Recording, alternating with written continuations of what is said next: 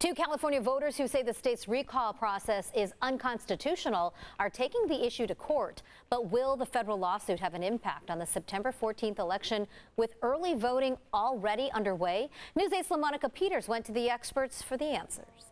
With the recall election less than a month away and ballots already in the mail, this lawsuit seems to be a last-ditch effort to keep the election from happening at all.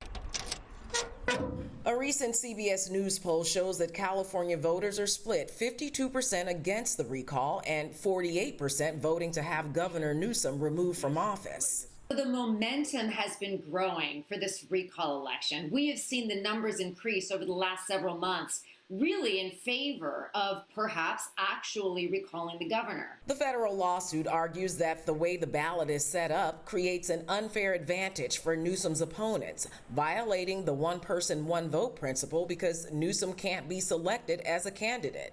The California Democratic Party is urging its voters to simply leave the questionnaire blank when asked who should replace Governor Newsom.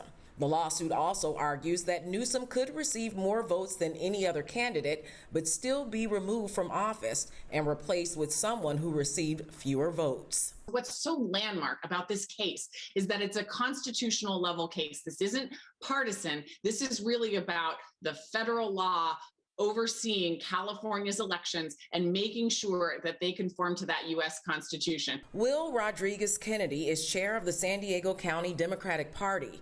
The latest polls show about 60% of Californians approve of Newsom's performance, and he says over half of eligible voters are also unhappy with the current recall process. It'll probably take a constitutional amendment, and polling does show that the vast majority of Californians do not want to spend $276 million on this election and believes that the recall process is too easy and is in need of reform. Fink says no matter what the federal courts decide in this case, state lawmakers and voters still have the power to change how the recall process is handled moving forward.